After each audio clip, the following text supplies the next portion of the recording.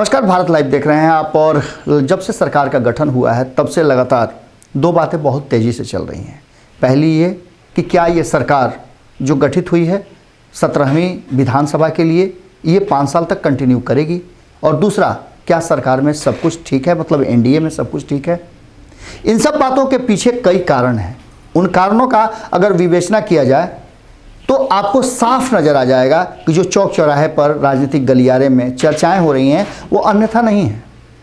कहीं ना कहीं आपने देखा होगा कि ये पहला ऐसा अवसर है जो सरकार गठन के बाद नीतीश कुमार जी अपने आप को अलग किए हुए हैं, और भारतीय जनता पार्टी जो सबसे बड़ा धड़ा है संख्या बल के आधार पर वो अलग से अपनी बैठकें कर रहा है। नीतीश कुमार जी लगातार समीक्षा तो कर रहे हैं, बैठकें तो कर रहे हैं, पर मंत्रिमंडल की बैठकें नहीं हो पा रही हैं। इन सब बातों की चर्चा हम लगातार कर चुके हैं, लेकिन इन सब के पीछे जो कारण है वो ये है कि सरकार को लेकर के और सरकार की कमियों को लेकर के मुखर भारतीय जनता पार्टी हो गई है। नीतीश कुमार के क्रियाकलापों पर भी क्वेश्चन मार्क खड़े हो रहे हैं, और क्वेश्चन मार्क खड़ा करने वाला कोई छोटा मोटा लोग नहीं है। नीतीश सरकार में मंत्रालय देख रहे और नीतीश कुमार के बगल वाली कुर्सी पर बैठने वाले उप मुख्यमंत्री तक नीतीश कुमार के कार्यकाल को और क्रियाकलापों को लेकर के क्वेश्चन खड़े कर रहे हैं। आपने देखा होगा कि लगातार बैठकों का दौर जारी है। इसके साथ ही नीतीश कुमार के पुराने साथियों को नीतीश कुमार से बिल्कुल अलग कर दिया गया है।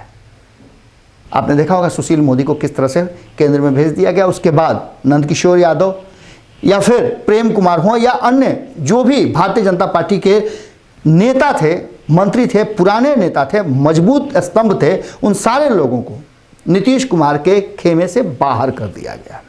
अब नई टीम जो है वो अपनी तैयारियों में लग गई है, और इस टीम की तैयारियां और इसकी सूचनाएं आपको क्षण क्षण के मिलती होंगी। पहले जैसा नहीं है कि जो कुछ भी हुआ भारतीय जनता पार्टी के अंदर वो तुरंत मीडिया और राजनीतिक गलियारे में चर्चा में आ जाया करते थे। अब ऐसा कुछ हो रहा है कि क्या बिहार के लिए एजेंडा सेट किया है अमित शाह ने, क्योंकि अब जेपी नड्डा की बात इसलिए नहीं कर रहे हैं कि जेपी नड्डा का वो पूरी तरह से अब शिफ्ट करा दिया गया है, उनका काम खत्म हो गया है, और जेपी नड्डा को पूरी तरह से शिफ्ट करा दिया गया है बंगाल में चुनाव जिताने के एजेंडे पर। वहाँ भी जेपी नड्डा और नरेंद्र मोदी जो प्रधान सेवक हैं उन्हीं के एजेंडे चलते हैं। भारतीय जनता पार्टी में जब से इन दोनों ने अपना पूरा आधिपत्य पार्टी के ऊपर जमाया है तब से ये दोनों ही भारतीय जनता पार्टी को अपने हिसाब से एजेंडों के हिसाब से चलाते हैं। योजनाएं इनकी होती है और इनकी योजनाएं सफल भी रही हैं।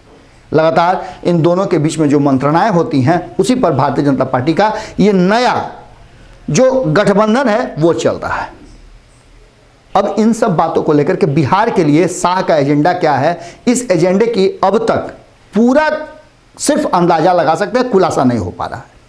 और इसके लिए अब इस बात को अन्यथा न लिया जाएगा, क्योंकि 2 यादवों को इसके लिए पूरी तरह से ऑथराइज किया गया है। एक भूपेंद्र यादव जो बिहार के प्रभारी हैं, और दूसरे जो अमित शाह के बहुत ही करीब हैं उन्हें नित्यानंद राय जो कि अमित शाह के साथ गृह विभाग के राज्य मंत्री हैं, उनको बिहार पर पूरा फोकस रखने के लिए और बिहार में शाह के एजेंडे को लागू करने के लिए ऑथराइज किया गया है। इन दोनों की मिलीजुली जो कंपेनिंग है वो चल रही है। कैसे बिहार के एजेंडे को, बिहार को शाह के एजेंडे के अनुरूप बनाया जा सके, उसके लिए बैठकें पटना में नहीं होकर के अब जहां ये चाह रहे हैं वहां हो रही है।